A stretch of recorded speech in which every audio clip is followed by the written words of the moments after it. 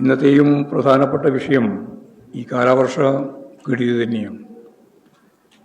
ഇന്നിപ്പോൾ മഴ കൂടുതൽ ശക്തിപ്പെടാനാണ് സാധ്യത എന്നാണ് മുന്നറിയിപ്പ് വ്യക്തമാക്കുന്നത്. 8 ജില്ലകളിൽ റെഡ് അലർട്ടും 4 ജില്ലകളിൽ ഓറഞ്ച് അലർട്ടും 2 ജില്ലകളിൽ യെല്ലോ അലർട്ടുമാണ് ഇന്ന് പ്രഖ്യാപിച്ചിട്ടുള്ളത്. രക്ഷാപ്രവർത്തനത്തിനും ദുരിതാശ്വാസ പ്രവർത്തനത്തിനും പാർട്ടി പ്രവർത്തകരാകെ സന്നദ്ധമായി രംഗത്തിറങ്ങണമെന്ന് ആദ്യം മുതൽ പാർട്ടി അഭ്യർത്ഥിച്ചിട്ടുള്ളതാണ്. ദുരിതബാധിതർക്ക് ഭക്ഷണവും വെള്ളവും അവശ്യ വസ്തുക്കളും ഉറപ്പാക്കാൻ പ്രത്യേകം ശ്രദ്ധ പുലർത്തണം. ഇന്നലെ ഞാൻ കോഴിക്കോട് പ്രൊവിഡൻസ് കോളേജിലെ ക്യാമ്പിൽ 250 ആളുകൾ അവരെ പാർപ്പിച്ച ക്യാമ്പിൽ പോയപ്പോൾ അവിടെ നിന്ന് അവർ പറഞ്ഞ ഏറ്റവും പ്രധാനപ്പെട്ട ഒരു പ്രശ്നം, താമസിക്കുന്നതിനുള്ള ഒരു സൗകര്യവും കൃത്യമായിട്ട് ഒരുക്കിയിട്ടില്ല. ഒരു ഹാളിൽ, വളരെ വിശാലമായ ഒരു ഹാളിൽ ഈ പറയുന്ന 250 ആളുകളെ ഒപ്പം അവിടെ നിർത്തിയിരിക്കുകയാണ്. കിടക്കുന്നതിനാവശ്യമായ രീതിയിലുള്ള എന്തെങ്കിലും സാധനങ്ങളോ അതുപോലെ തന്നെ ദൈനംദിന ആവശ്യങ്ങൾക്ക് വേണ്ടിയുള്ള ബ്രഷോ അതുപോലുള്ള കാര്യങ്ങൾ പോലും ഞങ്ങളെല്ലാവരും വീട്ടിൽ നിന്നിറങ്ങി ഇവിടെ എത്തിയതിന് ശേഷം ലഭിക്കുന്നില്ല എന്നുള്ള പരാതിയാണ് അവർ പറഞ്ഞത്. അത് കഴിഞ്ഞ പ്രാവശ്യവും ക്യാമ്പിൽ തങ്ങിയ ആളുകളുണ്ട്. അവർ പറഞ്ഞത് കഴിഞ്ഞ പ്രാവശ്യം എല്ലാ സൗകര്യങ്ങളും ഉണ്ടായിരുന്നു, ഇപ്പോൾ അതൊന്നും കിട്ടാനില്ല എന്നാണ്. ഇത് ഏതെങ്കിലും ഒരു ക്യാമ്പിൻ്റെ അനുഭവമല്ല. കേരളത്തിൽ അങ്ങോളം ഇങ്ങോളം ഈ ഒരു സൗകര്യമില്ലാതെ ക്യാമ്പുകളിൽ പാർപ്പിച്ചിരിക്കുകയാണ്.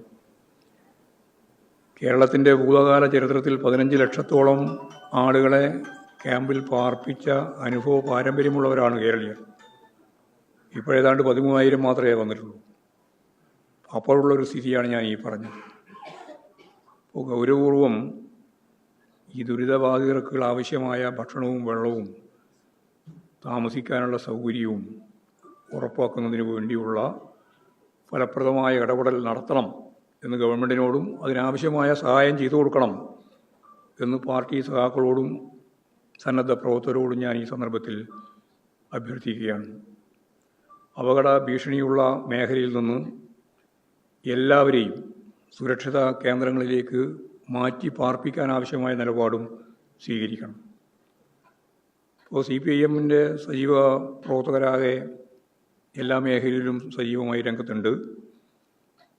ഗവൺമെൻറ്റിൻ്റെ കൂടി സഹായത്തോടു കൂടി ഈ ദുരിതത്തിൽ നിന്ന് അവരെ കരകയറ്റുന്നതിന് വേണ്ടിയുള്ള ഫലപ്രദമായ ഇടപെടൽ കക്ഷി രാഷ്ട്രീയത്തിന് അതീതമായും ഗവൺമെൻറ്റിൻ്റെ പൂർണ്ണമായ നിയന്ത്രണത്തിലും അത് ആഗ്രഹിക്കുന്ന ഗൗരവത്തോടെ സംഘടിപ്പിക്കണമെന്ന് തന്നെയാണ് ഞാൻ ഈ സന്ദർഭത്തിൽ ചൂണ്ടിക്കാണിക്കുന്നത്. സംസ്ഥാന സർക്കാർ പുലർത്തിയ കുറ്റകരമായ നിസ്സംഗത വലിയ തോതിൽ ഇപ്പോഴും ചർച്ച ചെയ്യപ്പെടുന്നുണ്ട്. പ്രളയസമാനമായ സാഹചര്യം ഉണ്ടായിട്ടും ആ പ്രദേശത്ത് നേരിട്ടെത്തി പ്രവർത്തനം ഏകോപിപ്പിക്കുന്ന കേന്ദ്രത്തിൽ പോലും എത്താൻ അതിനുപോലും സാധിക്കാത്ത സ്ഥിതിയാണ് മുഖ്യമന്ത്രിക്ക് ഉണ്ടായിട്ടുള്ളത്. 1-2 ഫോൺ കോളിൽ അവസാനിപ്പിക്കുന്ന ഉത്തരവാദിത്തമല്ല ഇത്തരമൊരു ഘട്ടത്തിൽ കേരളത്തിൻ്റെ മുഖ്യമന്ത്രിക്ക് ഉള്ളത്.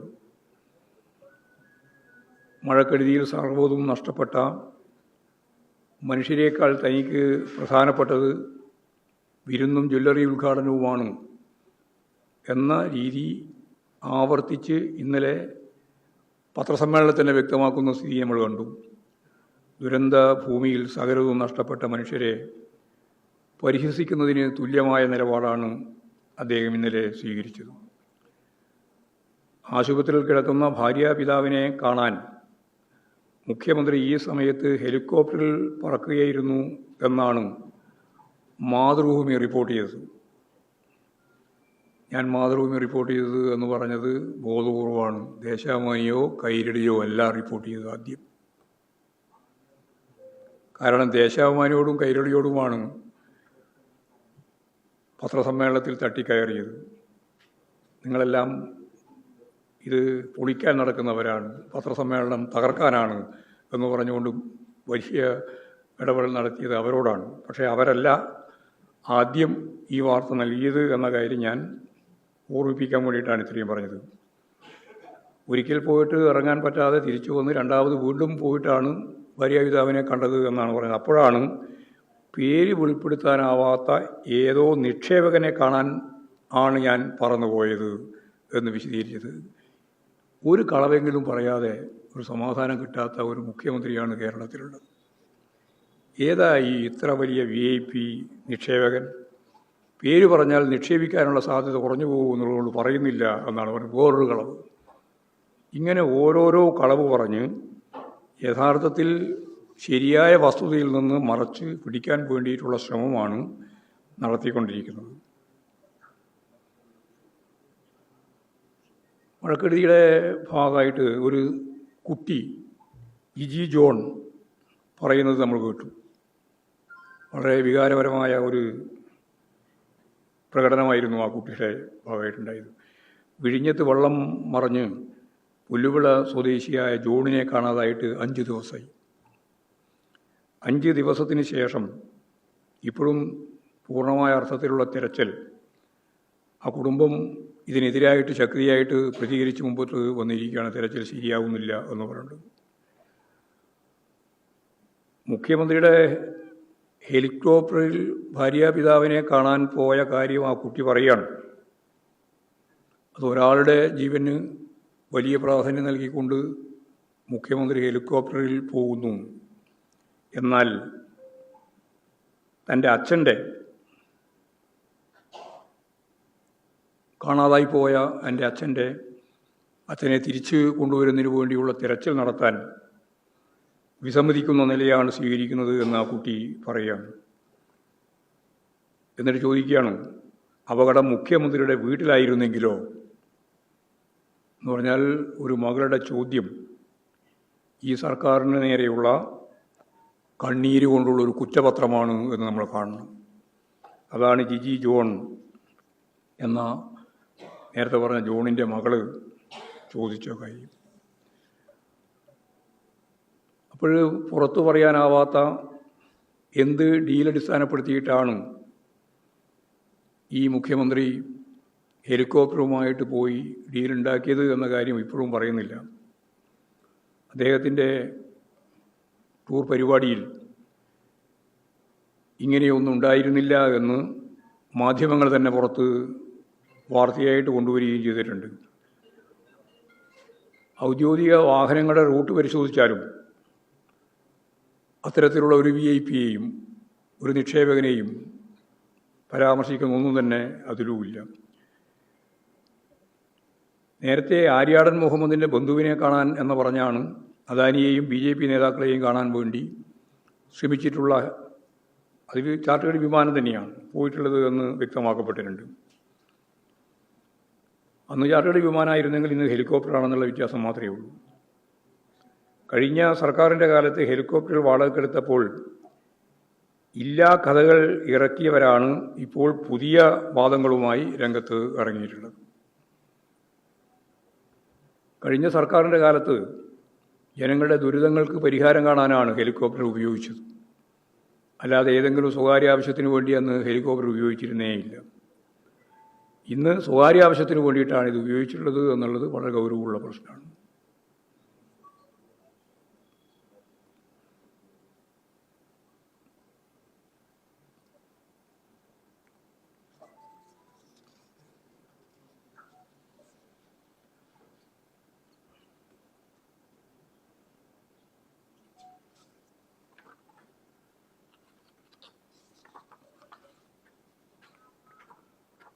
വളരെ പ്രധാനപ്പെട്ട മറ്റൊരു കാര്യം ഇപ്പോഴും കേരളം ചർച്ച ചെയ്യപ്പെടുന്നത് CP ജോണിൻ്റെ പ്രസ്താവനയുമായിട്ട് ബന്ധപ്പെട്ടാണ്.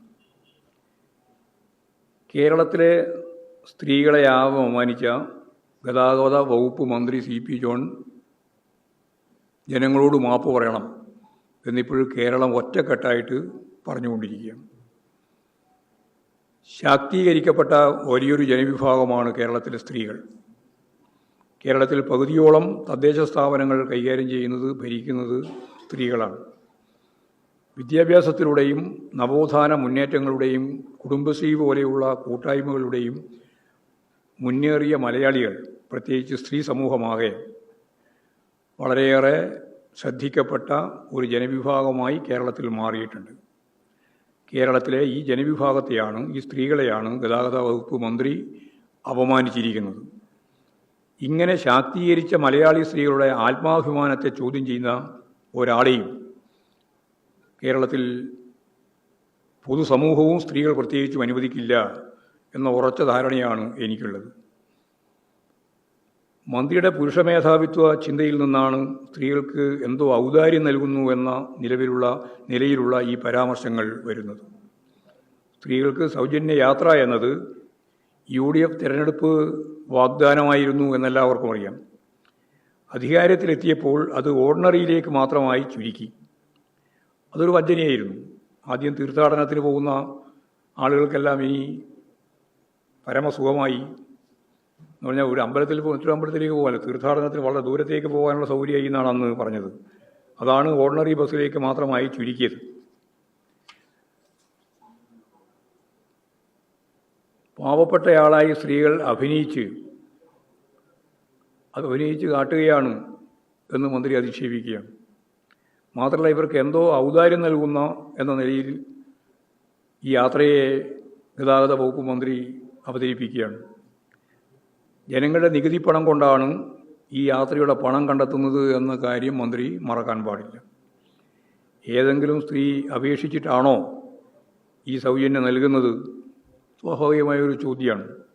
വോട്ട് കിട്ടാൻ വേണ്ടി UDF നൽകിയ വാഗ്ദാനമല്ലേ?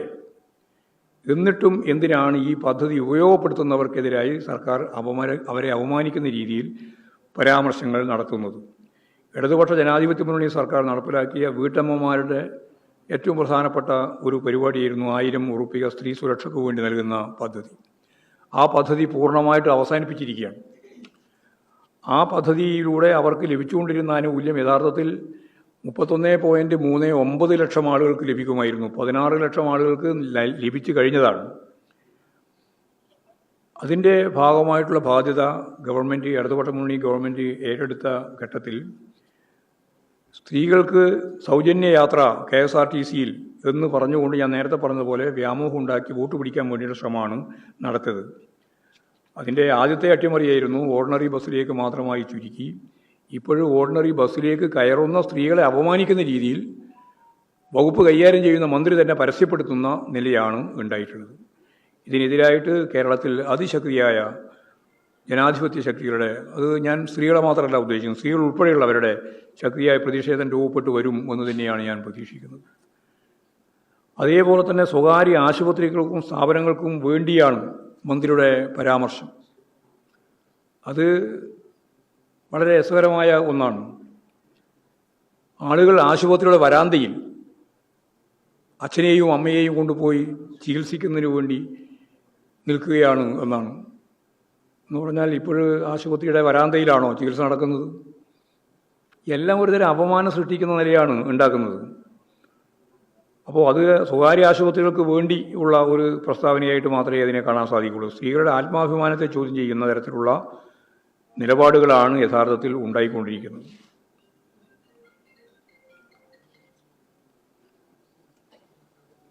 എല്ലാം സ്വകാര്യ മേഖലയ്ക്ക് തീരെഴുതി കൊടുക്കുന്ന സന്ദർഭത്തിൽ അതിൻ്റെ വക്താക്കളായിട്ടാണ് മാറിക്കൊണ്ടിരിക്കുന്നത്. വളരെ പ്രധാനപ്പെട്ട മറ്റൊരു കാര്യം, PM ശ്രീ പദ്ധതിയിൽ മാറ്റമില്ല എന്ന മുഖ്യമന്ത്രിയുടെ പരാമർശം എന്താണ് വ്യക്തമാക്കുന്നത്? അത് നേരത്തെ തന്നെ ഉണ്ടാക്കിയ ഡീലിൻ്റെ ഭാഗമാണ് എന്ന് തന്നെയാണ്. രാജ്യസഭയിൽ ലീഗ് MPയുടെ ചോദ്യത്തിന് കേന്ദ്ര സർക്കാർ നൽകിയ മറുപടിയിൽ കരാറിൽ നിന്നും പിന്മാറാം എന്ന് വ്യക്തമാക്കിയിരുന്നു എന്നത് നമ്മളെല്ലാം വായിച്ചതാണ്, കണ്ടതാണ്. അത് പകൽ വെളിച്ചം പോലെ മുഴുവൻ ആൾക്കും മനസ്സിലാക്കാൻ കഴിഞ്ഞതിന് ശേഷം തെറ്റായ ന്യായങ്ങൾ പറഞ്ഞ് പദ്ധതിയുമായി മുന്നോട്ടേക്ക് പോകാനാണ് മുഖ്യമന്ത്രി ശ്രമിക്കുന്നത്.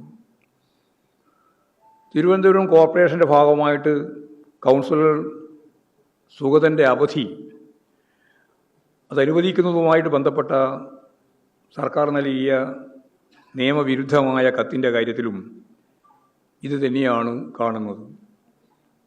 തദ്ദേശ വകുപ്പിലെ ഒരു അണ്ടർ സെക്രട്ടറിയുടെ മേൽ എല്ലാ കുറ്റങ്ങളും ചുമത്തി വിഷയം അവസാനിപ്പിക്കാനാണ് സർക്കാർ ശ്രമിക്കുന്നത്. എന്ന് പറഞ്ഞാൽ വലിയ ഗവൺമെൻറ് വിരുദ്ധ വികാരം ജനങ്ങളിൽ ഉണ്ടായപ്പോൾ ഈ government, V D Satheesan government, BJPയുടെ അവർക്കാകെയുള്ള ഒരു കോർപ്പറേഷൻ്റെ ഭരണം നിലനിർത്താൻ വഴിവിട്ട നിലയിൽ പിന്തുണ നൽകുന്നു എന്ന ആക്ഷേപം ഉയർന്നു വന്നപ്പോൾ ഞാൻ ഈ പറഞ്ഞതുപോലെ എല്ലാവരെയും, അതായത് ആഭ്യന്തര വകുപ്പ് മന്ത്രി, തദ്ദേശ സ്വയംഭരണ വകുപ്പ് മന്ത്രി, പിന്നെ മുഖ്യമന്ത്രി, ഇവരെല്ലാം മാറ്റി നിർത്തി ഈ വിഷയത്തിൽ നിന്ന് അവരെയെല്ലാം ഒഴിവാക്കി ഒരാളുടെ പേരിൽ, ഞാൻ നേരത്തെ പറഞ്ഞതുപോലെ ഒരു അണ്ടർ സെക്രട്ടറിയുടെ മേലെ കുറ്റം ചുമത്തി രക്ഷപ്പെടാനാണ് ഇപ്പോൾ ശ്രമിക്കുന്നത്. കത്ത് അയച്ച ആളുകൾക്കെതിരെ പോലും നടപടി ഇല്ല. അത് കത്തയച്ചത് ആഭ്യന്തര വകുപ്പാണ്. നടപടി വന്നത് തദ്ദേശ സ്വയംഭരണ വകുപ്പുമായിട്ട് ബന്ധപ്പെട്ട അണ്ടർ സെക്രട്ടറിക്ക് നേരെയാണ്. അപ്പോൾ സർക്കാർ തലത്തിൽ നിർദ്ദേശം ലഭിക്കാതെ ഉദ്യോഗസ്ഥർക്ക് ഇക്കാര്യങ്ങൾ ചെയ്യാനാവുമെന്ന് ആരും കരുതുന്നില്ല. അപ്പോൾ ഇവർക്കെല്ലാമുള്ള ഉത്തരവാദിത്വം കൃത്യമായിട്ട് മനസ്സിലാക്കുകയാണ്. അപ്പോൾ തിരുവനന്തപുരം നഗരസഭാ ഭരണം BJPക്ക് ഉറപ്പിക്കാനുള്ള നടപടികളാണ് UDF സർക്കാർ സ്വീകരിച്ച് വരുന്നത്. ഇതേപോലെ തന്നെയാണ് TG മോഹൻദാസിൻ്റെ പരാമർശവുമായിട്ട് ബന്ധപ്പെട്ട കാര്യത്തിലും ഉണ്ടായത്. ആദ്യം കേസെടുക്കാൻ തന്നെ തയ്യാറായില്ല, പിന്നീട് കേസെടുത്തു. കേസെടുത്തതിന് ശേഷവും ശക്തിയായ പ്രതിഷേധം ഉയർന്നു വന്നതിന് ശേഷമാണ് കേസെടുത്തതെങ്കിലും കേസിൻ്റെ തുടർ നടപടികളൊന്നും തന്നെ ഉണ്ടായിട്ടില്ല. അറസ്റ്റോ മറ്റ് നിലപാടുകളോ ഒന്നും സ്വീകരിക്കാൻ തയ്യാറായിട്ടില്ല. ദേശീയ തലത്തിൽ തന്നെ ചർച്ച ചെയ്യപ്പെട്ട ഈ വിഷയത്തിൽ നടപടികളില്ലാതിരിക്കുന്നു എന്നുള്ളത് സംഘപരിവാറിന് കീഴടങ്ങിയ സമീപനത്തിൻ്റെ ഭാഗം തന്നെയാണ് എന്ന് കാണാൻ നമുക്ക് സാധിക്കും. BJPക്ക് സമീപ തെരഞ്ഞെടുപ്പിൽ എന്ന് പറഞ്ഞാൽ ഡൽഹിയിൽ നടന്ന, ജന്തർ മന്ദിറിൽ നടന്ന യുവജന വിദ്യാർത്ഥി സമരത്തിന് ശേഷം 30 കൊല്ലമായി BJP ജയിച്ചു വരുന്ന സീറ്റാണ് ഇപ്പോൾ ഉപതെരഞ്ഞെടുപ്പിൻ്റെ ഭാഗമായിട്ട് BJP തോറ്റത്. എന്ന് പറഞ്ഞാൽ 12 വർഷക്കാലത്തിന് ശേഷം BJPയെ തോൽപ്പിക്കാനാവുമെന്ന ശക്തിയായ സന്ദേശം രാജ്യവ്യാപകമായി ഒരേപോലെ ജനങ്ങളിലേക്ക് എത്തിക്കാൻ കഴിഞ്ഞ ഒരു പരാജയമായിട്ടാണ് 30 കൊല്ലത്തെ BJP വിജയിച്ച മണ്ഡലം തോറ്റു എന്ന കാര്യത്തിൽ മനസ്സിലാക്കുന്നത്. അപ്പോൾ ഈ സർക്കാരിനെതിരായിട്ടുള്ള നയത്തിൻ്റെ ഭാഗമായിട്ട് ജനങ്ങൾ മാറി ചിന്തിച്ചു തുടങ്ങി. പ്രത്യേകിച്ച് യുവജന വിദ്യാർത്ഥി വിഭാഗം BJPക്കെതിരായ വലിയ പ്രതിഷേധം, അതിൻ്റെ പ്രതിഫലനമാണ് ഈ ബങ്കിപ്പൂരിലുണ്ടായിട്ടുള്ള വിജയം എന്ന് കാണാൻ നമുക്ക് സാധിക്കും. BJPയുടെ പരാജയം. ഇപ്പോൾ നരേന്ദ്രമോദി ഏത് പട്ടിയെയോ പൂച്ചയെയോ നിർത്തിയാൽ വിജയിക്കുമെന്നാണ് BJP നേതാവ് രവിശങ്കർ പ്രസാദ് ഈ മണ്ഡലത്തെപ്പറ്റി പറഞ്ഞിട്ടുള്ളത്. അപ്പോൾ ബങ്കിപ്പൂർ മണ്ഡലം എന്ന് പറഞ്ഞാൽ നരേന്ദ്രമോദി ആരെയാണോ തീരുമാനിക്കുന്നത് അതിൻ്റെ ഉദാഹരണമായിട്ടാണ്. പട്ടിയോ പൂച്ചയോ നിർത്തിയാൽ വിജയിക്കുന്ന മണ്ഡലത്തിലാണ് യഥാർത്ഥത്തിൽ ഇപ്പോഴും BJP തോറ്റത്. അപ്പോൾ സ്വാഭാവികമായി BJPക്കെതിരായ നല്ല രീതിയിലുള്ള മുന്നേറ്റം രാജ്യവ്യാപകമായിട്ട് രൂപപ്പെട്ടു വരുന്നു. പ്രത്യേകിച്ച് യുവജന വിദ്യാർത്ഥി വിഭാഗങ്ങളിലും മറ്റു തൊഴിലാളികൾ ഉൾപ്പെടെയുള്ള, കൃഷിക്കാർ ഉൾപ്പെടെയുള്ള മേഖലയിലും എന്നുള്ള ഉദാഹരണങ്ങളായിട്ടാണ് ഇത് കാണാൻ കഴിയും. അപ്പോൾ BJPക്ക് എന്താണ് ബദൽ എന്നതിന് ജനകീയമായ മുന്നേറ്റം തന്നെയാണ് ബദൽ എന്ന് ഉറപ്പിക്കാൻ കഴിയുന്ന ഒരു തിരഞ്ഞെടുപ്പ് വിധി കൂടിയാണ് ഉണ്ടായിട്ടുള്ളത്. ഇതാണ് പ്രധാനമായിട്ട് പറയാനുള്ളത്.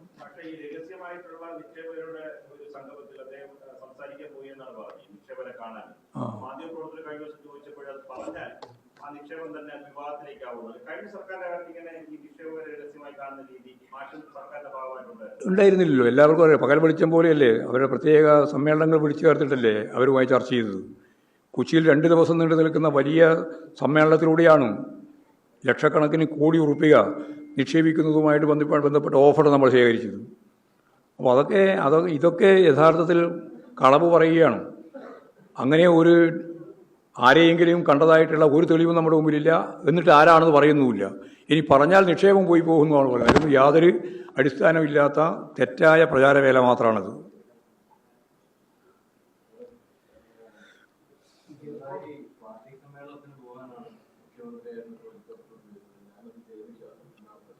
അതും വേറൊരു കളവാണ്. അത് കൂടുതൽ പറയുന്നതല്ലേ. ഇനിയിപ്പം എപ്പോഴും പറഞ്ഞുകൊണ്ടിരിക്കുന്ന ഒരു കാര്യമാണ്, ഞാൻ കൂടുതൽ പറയിപ്പിക്കരുത്. അദ്ദേഹം നന്നായിട്ട് പറയാവേണ്ടേ. എന്തിനാണ് പറയിപ്പിക്കരുത് എന്ന് പറഞ്ഞിട്ട് പറയാതിരിക്കുന്നത്? 2017 ഡിസംബർ ആണ് യഥാർത്ഥത്തിൽ ഈ പറയുന്ന പ്രശ്നം പറയുന്നത്. 2017 ഡിസംബർ 26 അന്ന് സഖാവ് പിണറായി CPMൻ്റെ ഒരു പരിപാടിയുമായിട്ട് ബന്ധപ്പെട്ട് തൃശ്ശൂരിലാണ് ഉണ്ടായിരുന്നത്. തൃപ്പയാർ എന്ന് പറയുന്ന സ്ഥലത്ത്, തൃശ്ശൂർ. അപ്പോഴാണ് കേന്ദ്രത്തിൽ നിന്ന് ഒരു സംഘം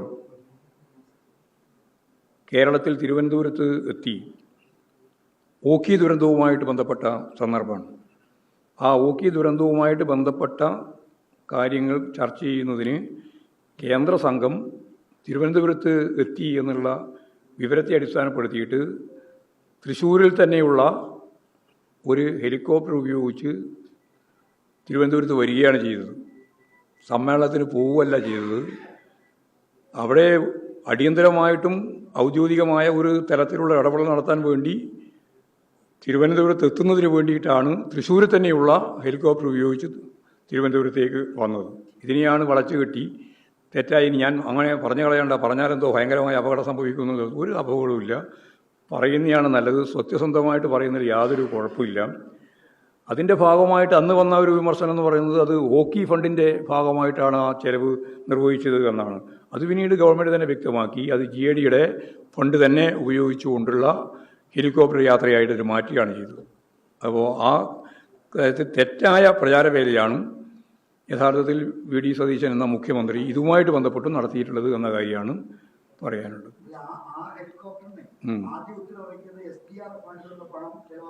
അല്ല, ആദ്യത്തേതല്ല, അത് തിരുത്തില്ല ഇത്. അല്ല, അത് കുഴപ്പമൊന്നുമില്ല, എനിക്കതിൽ പ്രയാസമൊന്നുമില്ല. അക്കൗണ്ട് ചെയ്തെന്നുള്ളതല്ല ഞാൻ പറഞ്ഞത്. ഞാൻ അവസാനം പറഞ്ഞത് GAD ഫണ്ടിൽ നിന്ന് തന്നെ മാറ്റി തന്നെയാണ് കേട്ടാ. GAD ഫണ്ടിൽ തന്നെ പിന്നീട് കൊടുത്തു. പിന്നീട് നിങ്ങൾ ആദ്യത്തേത് മാത്രം കാണണ്ട, രണ്ടാമത്തെ കൂടി കണ്ടോ, രണ്ടും കൂടി കണ്ടാൽ മതിയല്ലോ. അപ്പോൾ ദുരിതാശ്വാസ പ്രവർത്തനത്തിലേക്ക് എല്ലാവരും കേന്ദ്രീകരിച്ച് നിങ്ങളുടെ മാധ്യമങ്ങളൊക്കെ നല്ല നിലയിലുള്ള ഒരു ഇടപെടൽ നടത്തണം. കാരണം നമ്മൾ നേരിട്ട് പോകുമ്പോഴാണ് അവരുടെ പ്രയാസങ്ങൾ മനസ്സിലാകുന്നത്. ഓരോ ക്യാമ്പിലും ഇതുപോലുള്ള പ്രശ്നങ്ങളാണ്. ആ ക്യാമ്പിലെ പ്രശ്നങ്ങൾക്ക് പരിഹാരം കാണണം. അതിപ്പോൾ ഗവൺമെൻറ്റിനെ ആശ്രയിച്ച് മാത്രമല്ല. കഴിഞ്ഞ പ്രാവശ്യമൊക്കെ ഞാൻ പറഞ്ഞില്ലേ, 15 ലക്ഷത്തിലധികം ആളുകൾ ഈ പറയുന്ന രീതിയിൽ ക്യാമ്പുകളിലേക്ക് എത്തിച്ചേർന്നപ്പോൾ ഈ കേരളത്തിലെ ഒന്നടങ്കം മനുഷ്യരാണല്ലോ അവർക്ക് വേണ്ടി എല്ലാ സാധനങ്ങളും സാമഗ്രികളും ഒക്കെ എത്തിക്കുന്നതിന് വേണ്ടി ശ്രമിച്ചത്. അതൊക്കെ ഇപ്പോഴും ചെയ്യും. പക്ഷേ ഈ ഒരു അവസ്ഥ ഉണ്ടാവേണ്ട കാര്യമില്ല. അത് കോർഡിനേറ്റ് ചെയ്യാനുള്ള വളരെ ഫലപ്രദമായൊരു ഇടപെടലില്ലായ്മയിൽ നിന്നാണ് ഈ പ്രശ്നങ്ങൾ വരുന്നത്. അല്ലെങ്കിൽ ജനങ്ങൾ ഇതെല്ലാം നൽകാൻ തയ്യാറാണ്, എന്ത് വേണമെങ്കിലും കൊടുക്കാൻ തയ്യാറാണ്. കിടന്നുറങ്ങുന്നതിന് വേണ്ടിയുള്ള പായ കൊടുക്കുന്നതിന് എന്താ പ്രയാസം? അതൊക്കെ കൊടുക്കാൻ സാധിക്കുന്നതാണ്.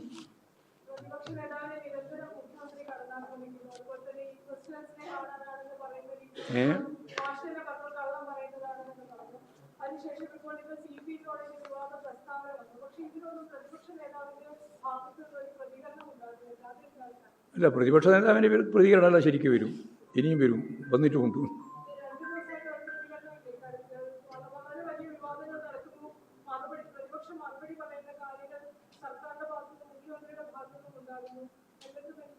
അല്ല, പ്രതിപക്ഷ നേതാവിൻ്റെ പ്രതികരണം വരുന്നു, ഇനിയും വരും. ഇപ്പോഴും വന്നിട്ടുണ്ട്, ഇനിയും വരും. എല്ലാ ദിവസവും വന്നിട്ടുണ്ടായിരുന്നു. ഇപ്പോൾ 5 ദിവസമായി. 5 ദിവസത്തിനിടയിൽ എല്ലാ ദിവസവും പ്രതിപക്ഷ നേതാവിൻ്റെ പ്രതികരണം ഈ ദുരന്തവുമായിട്ട് ബന്ധപ്പെട്ട് ഉണ്ടായിട്ടുള്ളതാണ്. അതൊക്കെ കൃത്യമായിട്ട് പറയുകയും ചെയ്തിട്ടുള്ളത്.